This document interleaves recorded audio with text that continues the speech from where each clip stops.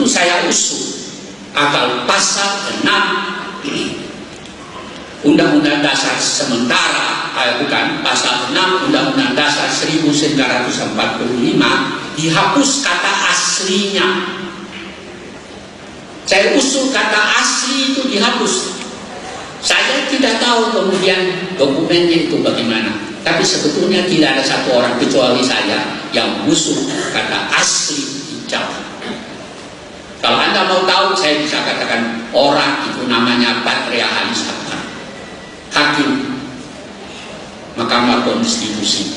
Jadi sekarang tidak ada lagi asli, hanya Presiden Republik Indonesia ialah warga negara Indonesia.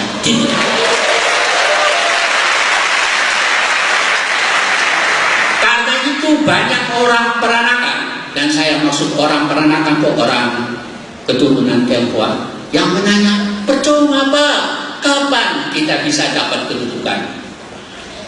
Saya bilang, oh ya, Anda pernah baca Alkitab apa enggak? Dalam Pengkhotbah 3 itu dikatakan ayat 1, semua itu ada waktunya. Jadi kalau sekarang Pak Ahok sudah jadi wakil gubernur, dan mudah-mudahan kalau nanti jadi gubernur,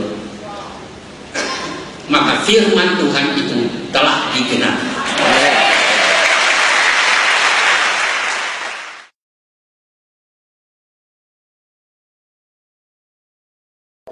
Dulu pada tanggal 22 Juni tahun 1945, ketika Piagam Jakarta itu digulirkan, di sana disebutkan bahwa Presiden Indonesia harus pribumi yang beragama Islam. Ditulis. Dan pada saat kita merdeka tanggal 17 Agustus tahun 1945, kalimat itu masih ada dalam dasar negara Republik Indonesia. Tapi pada tanggal 18 Agustus 1945, atas tekanan Jepang, dipaksa, akhirnya pasal tadi dirubah. Presiden Indonesia harus pribumi. Agama Islamnya dihapus. Tapi masih bagus. Masih ada kata-kata pribumi. Nah, terus kemarin waktu kita reformasi tahun 98, di amandemen Undang-Undang Dasar, sampai 4 kali amandemen, dirubah lagi. Sekarang bunyinya, Presiden Indonesia harus WNI, bukan pribumi. Nah sekarang pertanyaannya, itu bisa diubah-ubah Undang-Undang Dasar. Dari pribumi Islam menjadi pribumi saja, sekarang menjadi WNI. Kenapa kita tidak bisa untuk kembalikan lagi ke semula? Harus pribumi yang beragama Islam.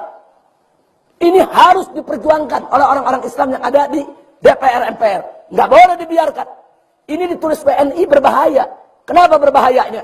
Kalau besok ada warga negara Amerika masuk ke Indonesia, cuman modal bisa bahasa Indonesia, bisa nyanyi lagu Indonesia Raya, hafal Pancasila, dites di imigrasi lulus, jadi WNI. Nah terus begitu jadi WNI, dia punya duit, dibiayai oleh negaranya, ikut pemilu, jadi presiden. Apa yang begini yang mesti jadi presiden Indonesia? Oh dengan mudah Amerika bisa menjadikan dia presiden. Dia punya finansial, dia punya duit, dia punya kekuatan. Dia punya kuasa politik di mana-mana. Nah, ingat, ini besok bisa terjadi. Kenapa? Karena undang-undang kita terbuka. Nah, siapa suruh buat undang-undang semacam itu? Kan undang-undang itu untuk bangsa Indonesia. Kan kita yang buat undang-undang. Kenapa buat undang-undang? Buka pintu untuk antek asing. Nah, kalau besok ada orang Amerika jadi warga negara baru 1 hari, dia dibiayai, dia dimodali. Dan bangsa kita ini, maaf, masih banyak yang dikasih 50.000, dia tusuk pemilu. Dia bayar, dia punya duit. Terus apa besok orang Amerika, yang WNI tadi, yang akan jadi presiden Indonesia? Di mana nasionalismenya? Di mana kecintaan dia kepada Indonesia? Nggak boleh. Nah, maka itu sampai hari ini, saya dan kawan-kawan, mundar-mandir ke DPR MPR, kami sudah meminta sejak 4 tahun yang lalu, agar Undang-Undang Dasar 1945 yang sudah diamandemen, wajib diamandemen lagi. Kami minta pasal presiden diubah seperti semula. Bahwa presiden Indonesia harus pribumi yang beragama Islam. Nah ini mesti kita perjuangkan. Nggak boleh enggak, saudara. Nah kalau kita tidak perjuangkan, ya besok orang kafir bisa jadi presiden.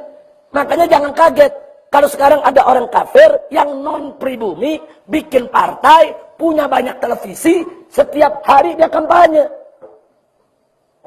Nah kalau besok dipilih oleh rakyat, dia bisa jadi presiden. Sudah bukan Islam, sudah bukan pribumi. Hati-hati ya kawan. Bisa jadi presiden. Siapa bilang nggak bisa? Orang undang-undangnya mengizinkan kok. Nah maka itu, kalau kita ingin kembalikan, maka pemuda-pemuda kita saat ini harus berpikir ke depan. Kalau besok umat Islam memegang mayoritas di DPR MPR, yang punya gairah Islamnya tinggi, nasionalisme kebangsaannya tinggi, cinta agamanya tinggi, cinta Indonesianya tinggi, wajib itu pasal diubah. Siapa bilang UUD 45 nggak bisa diubah? UUD 45 itu bisa diubah melalui sidang MPR. Dorong MPR. Sebetulnya